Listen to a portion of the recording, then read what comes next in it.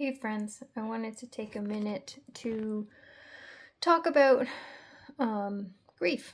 I've definitely had my share of experiences that have pulled me into that grief space, and we did just move, so I'm unpacking, and I'm actually just taking a quick break from my dissertation to just share some thoughts. Sorry, getting to it. And some of the things I'll say are like duh, but when we're in the middle of it, we don't think it's duh. Like, namely, grief is hard. Grief is an unknown place, meaning, how do I get out of this?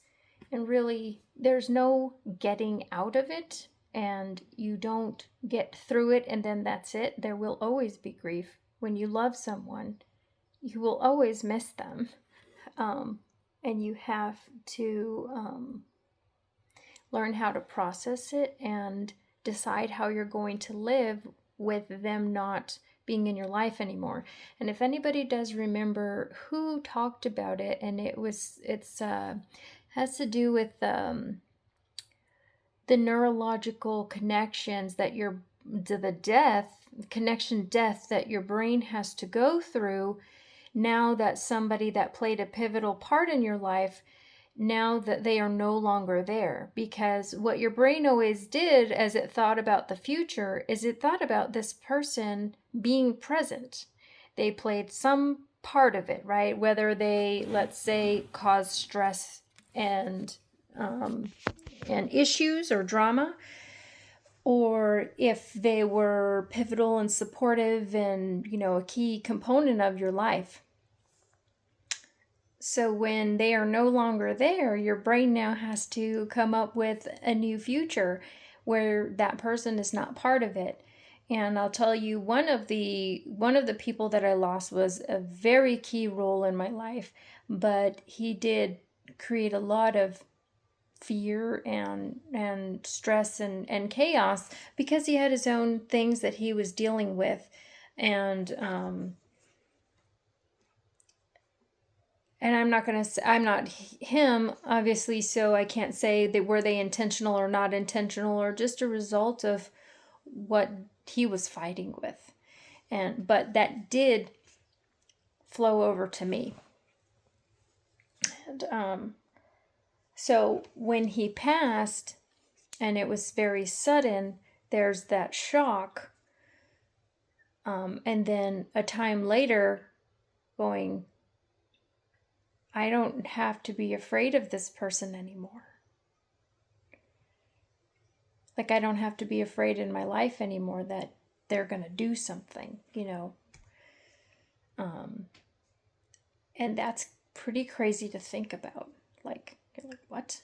And a lot of people don't live with that. They don't understand that. But many people do. They do have somebody that's in a very key role in their life that does create that fear and stress and chaos. And then when that person's not there anymore, I was like, I feel bad for saying, like, I feel safe now with that person. Do you know what I mean? So it's a process. And again, I felt a little bit guilty for saying, well, like, wow, I actually am safe in that element of existing now because he's not there to create that fear. And that doesn't take away who he is. And no, not everybody is a good person underneath necessarily. That can be a whole other conversation of, and remember, forgiveness is for you. It's not for them. Okay. It's for you. So you can go, okay, I'm done with that. That has no power over me anymore. That does not control my life. And it's not an excuse for anybody's behavior, because everybody has to be accountable for themselves. But we don't have to continue the narrative. So this last month was pretty crazy as far as grief and loss. It was a 1-year anniversary for my mother, but it was also the month of Father's Day and the month of my dad's birthday, which he has passed as well. And so I'm sitting here writing, and the topic that I'm writing about has very much to do with my family makeup.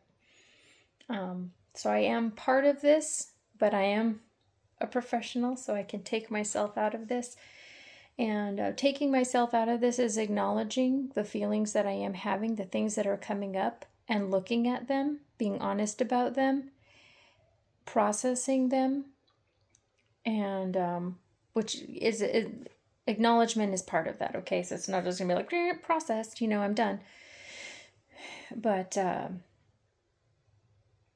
saying, okay, I'm connecting to this. It's an important topic. I am the right person to talk about it, but I also have to make sure that I am staying professional and staying out of it. So this moment here, we're at 6 minutes now. This moment here is how I stay out of this and go, yeah, these things are coming up for me. And it does make me sad. The whole thing makes me sad. And that they're gone and my dad is gone makes me sad.